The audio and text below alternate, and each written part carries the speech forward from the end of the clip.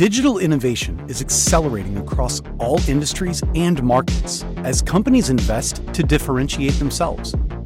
However, this also increases a company's risk. The digital attack surface is much broader across endpoints, network edges, and the cloud. Data breaches and ransomware continue to increase in sophistication. With Fortinet, trust you are protected everywhere your people, devices, and data are.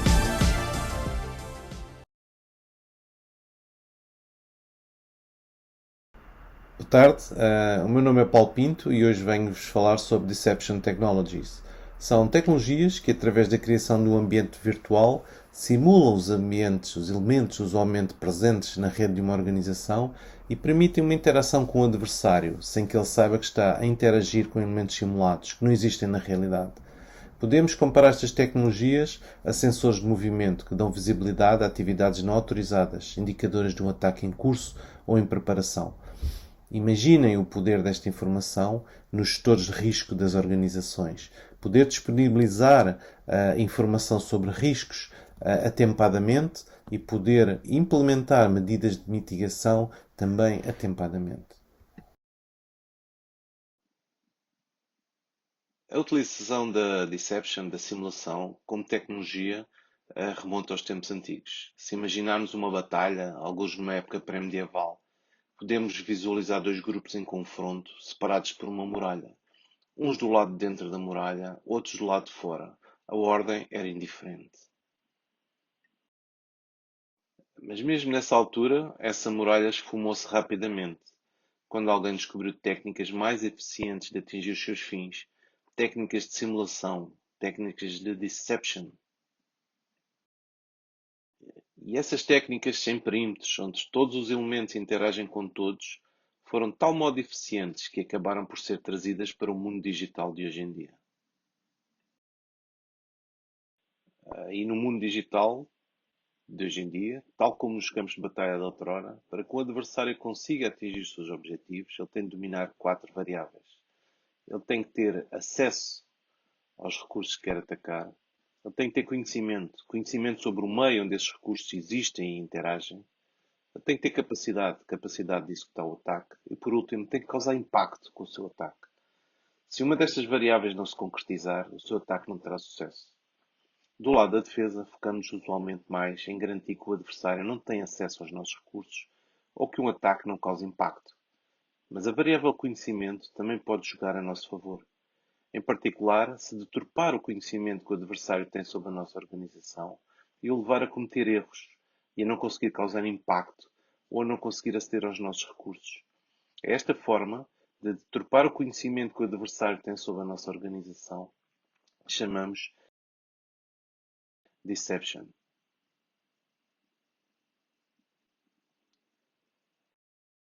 A segurança integra as tecnologias de deception numa área específica. Se não vejamos, quando planeamos uma estratégia de segurança, podemos idealizar cerca de 5 camadas de atuação. Ao nível da arquitetura, onde, tendo em conta o nível de segurança pretendido, distribuímos os sistemas, as redes e as aplicações que suportam a missão de uma organização. Ao nível da defesa passiva desses sistemas, redes e aplicações, onde adicionamos controles de segurança com o objetivo de impedir adversários ou elementos não autorizados de utilizarem ou destruírem esses mesmos ativos. Depois, a um nível mais afastado da esfera de influência da organização, idealizamos duas camadas que cabem à esfera governamental de um país e não propriamente a uma organização. E tem a ver com a recolha de informação sobre os atacantes, com o objetivo de preparar um contra-ataque ou proteger futuros ataques a infraestruturas críticas ou mesmo ao país em si. Na fronteira entre estas camadas, as organizações podem interagir com os adversários, implementando a chamada defesa ativa. E é aqui que as Deception Technologies se relacionam com a segurança, permitindo, por um lado, criar incertezas no adversário durante a fase inicial ou de preparação do ataque, levando-o a expor-se. Por outro lado, a analisar as técnicas do adversário e os objetivos que ele pretende atingir. De um modo geral, interagindo com o adversário e induzindo-o em erro, por forma a que o seu ataque não tenha acesso aos ativos de uma organização ou não cause impacto. As tecnologias que estamos a falar são formas efetivas, são um primeiro passo na detecção e resposta a incidentes de segurança. são rápidas de implementar e sem falsos positivos. Os elementos disponibilizados pelas Deception Technologies e que podem ser utilizados no mundo digital são inúmeros. Entre eles podemos utilizar decoys, serviços e tokens. Os decoys são máquinas virtuais isoladas que imitam o funcionamento das que se encontram em produção, desde servidores Windows, Linux ou endpoints iguais aos postos de trabalho da organização, até routers, impressoras, câmaras IPs ou mesmo dispositivos médicos ou industriais especializados, conforme o setor onde estejamos a pensar implementar esta tecnologia. Os serviços por si são simulações daqueles que usualmente encontramos numa rede. Remote Desktop, SSH, protocolos industriais como Modbus, entre outros. Os tokens, por si, são agora artefatos simulados mais ligados a dados. São, por exemplo, folhas Excel, passwords em cache, que colocamos nos decoys naqueles ambientes simulados para serem encontrados pelos adversários e os levarmos a induzir em erro. De descrever, permitem uma interação com o adversário a três níveis: na detecção da sua presença, na exposição das suas atividades, técnicas, métodos e objetivos e, por fim, na mitigação dessas mesmas atividades. Detecção, reparem que qualquer acesso a um dos elementos simulados revela uma ameaça. Ninguém tem de falar com um destes elementos simulados. Nunca. Não existem. Não são do conhecimento de ninguém.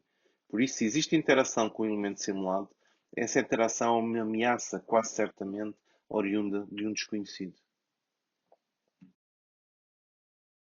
Detectada uma ameaça, uma atividade de um adversário, a fase seguinte é interagir com ele para recolher mais informação. Qual é o IP de origem? Qual é o malware que está a tentar explorar?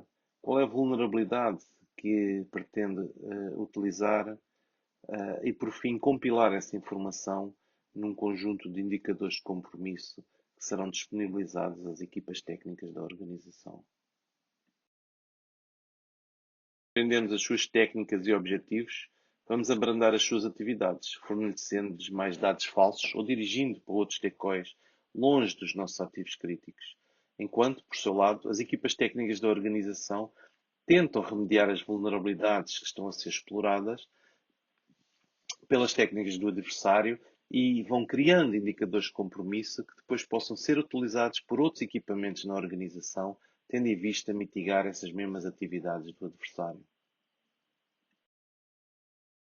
A aplicação destas tecnologias no ambiente OT. Uma plataforma central analisa a rede e gera e operacionaliza os decoys e tokens adequados à rede onde vai funcionar o ambiente simulado. Desta forma, conseguimos dar uma probabilidade de detecção das atividades do adversário. Por exemplo, se tivermos 10 servidores e gerarmos 5 servidores simulados e os projetarmos na rede, temos uma probabilidade de 50% de detectar atividades do adversário. Esta tecnologia é única na quantificação do risco.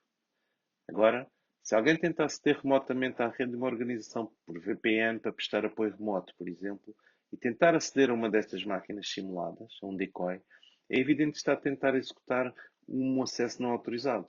Isso desencadeará um alerta e, caso pretendido, um bloqueio desse mesmo acesso ou a execução automática de um playbook a redirecionar o tráfego malicioso para outro decoy, na cloud, por exemplo, longe dos elementos críticos da infraestrutura da empresa. Costumamos dizer que a guerra no ciberespaço é assimétrica, que as empresas têm de descobrir e corrigir todas as vulnerabilidades que possam existir em todos os seus dispositivos, enquanto, por seu lado, um atacante apenas tem de descobrir uma vulnerabilidade para ter um sucesso no seu ataque. Ora, a utilização das Deception Technologies visa exatamente mudar este jogo a favor da defesa. Com efeito, uma vez implementadas, as regras do jogo mudam. Agora, um atacante tem de efetuar um conjunto de operações sem ser detectado, enquanto as empresas só têm de detectar o atacante numa dessas operações para saberem da sua presença ou da sua intenção. Resumidamente, estas tecnologias permitem, de forma custo-eficiente, a detecção antecipada de potenciais situações perigosas e, ao mesmo tempo, dotar as empresas de capacidade de resposta rápida, sem falsos positivos, sem terem impacto na operação da própria empresa. Permitem ainda estender a detecção de ameaças a elementos da rede que, por si, não têm capacidades de reporting e logging, câmaras IPs ou dispositivos IoT de um modo geral. Permitem ainda caracterizar os ataques antes que consigam ter impacto na organização. Permitem criar indicadores de compromisso que podem ser utilizados pelas equipas técnicas na mitigação de um ataque. Fizemos uma abordagem muito breve a esta tecnologia que pode potenciar a capacidade de detecção e resposta a incidentes de segurança numa empresa. A ideia era passar uma mensagem. Espero que tenham achado útil. Deixei de fora a descrição detalhada dos use cases, das suas implementações e de casos de sucesso em diversos setores. Terei muito gosto em partilhar individualmente esta informação adicional caso o pretendam. Deixo aqui o meu e-mail caso queiram contactar-me. Foi um prazer. Muito boa tarde.